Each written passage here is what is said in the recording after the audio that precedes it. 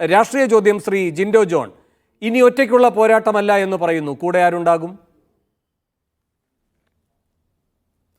അല്ല, ഇതിൽ അൻവറിന്റെ കൂടെ ആരുണ്ടാകും എന്നുള്ളതിന് അദ്ദേഹത്തിന്റെ ഒരു ഫോക്കസ്, അദ്ദേഹത്തിന്റെ ഒരു പൊളിറ്റിക്കൽ ഫോക്കസിന് കൂടി പ്രാധാന്യമുണ്ട്. അദ്ദേഹം ആരെയാണ് എയിം ചെയ്യുന്നത്, അദ്ദേഹം എന്തൊക്കെ വിഷയങ്ങളാണ് അദ്ദേഹത്തിന് വ്യക്തത വരുത്തേണ്ടത് എന്നുള്ള കാര്യത്തിലൊക്കെ അദ്ദേഹമാണ് തീരുമാനമെടുക്കേണ്ടത്. അതിനുശേഷമാണ് അത്തരം കാര്യങ്ങളൊക്കെ നമുക്കൊരു ഉറപ്പ് പറയാൻ പറ്റുള്ളൂ. കാരണം എന്താണെന്ന് വെച്ചാൽ അദ്ദേഹത്തിന് തന്നെ ഒരു വ്യക്തത വേണം, ആർക്കെതിരെയാണ് യഥാർത്ഥത്തിൽ ഫൈറ്റ് ചെയ്യേണ്ടതെന്ന്. അപ്പോൾ അതിൽ വ്യക്തത വരുന്നതിനനുസരിച്ചിട്ടായിരിക്കും അദ്ദേഹത്തിന്റെ കൂടെ എത്രത്തോളം ആളുകൾ ഉണ്ടാകും എന്ന് നമ്മൾ മനസ്സിലാക്കേണ്ടത്. ഇവിടെ അദ്ദേഹത്തെ അറസ്റ്റ് ചെയ്ത രീതി തികച്ചും ജനാധിപത്യ വിരുദ്ധമാണ്. അദ്ദേഹത്തെ മാത്രമല്ല, യൂത്ത് കോൺഗ്രസിന്റെ സംസ്ഥാന അധ്യക്ഷൻ രാഹുൽ മാങ്കൂട്ടത്തിന് വെളുപ്പാങ്കാലത്ത് വീട്ടിൽ നിന്ന് പിടിച്ചുകൊണ്ടുപോയി. ശബരിനാഥൻ എന്ന് പറഞ്ഞ മുൻ MLA സമാനമായ സാഹചര്യത്തിൽ അറസ്റ്റ് ചെയ്ത് ജയിലടയ്ക്കാൻ നോക്കി.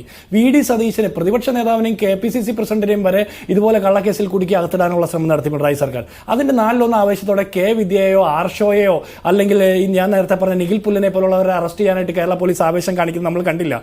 എന്തിനപ്പോ ഈ ജയരാജ്, ഞാൻ ഒരു മിനിറ്റ് പോലും എടുക്കില്ല, ഞാൻ അദ്ദേഹത്തിന് ഒരു മറുപടി കൊടുക്കാൻ ആഗ്രഹിക്കുന്നു. നിയമം കയ്യിലെടുത്തതിന്റെ പേരിലാണ് PV അൻവറെ അറസ്റ്റ് ചെയ്തതെന്ന് പറയുന്നു. എങ്കിൽ നിയമം കയ്യിലെടുത്തതിന്റെ പേരിൽ നിയമസഭ ആക്രമിച്ച കേസിലെ പ്രതികളായിട്ടുള്ള MLA-മാരും മന്ത്രിമാരും അടക്കമുള്ള ആളുകളെ ആ കേസിൽ നിന്ന് ഒഴിവാക്കി തരണമെന്ന് എന്തിനാണ് നിങ്ങൾ കോടതിയിൽ വാദിക്കുന്നത്?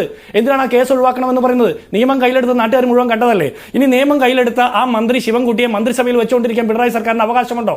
ഇല്ല.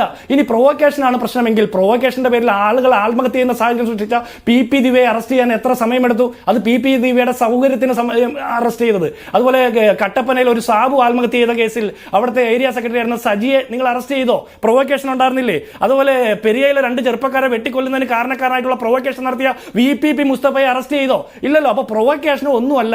നിങ്ങൾക്ക് പകയിൽ പടച്ചെടുത്ത കേസിൽ PV അൻവറെ ഒരു ദിവസം അകത്തിടാൻ പറ്റി. അതിനപ്പുറത്ത് ഈ കേസിൽ ഒന്നുമില്ല.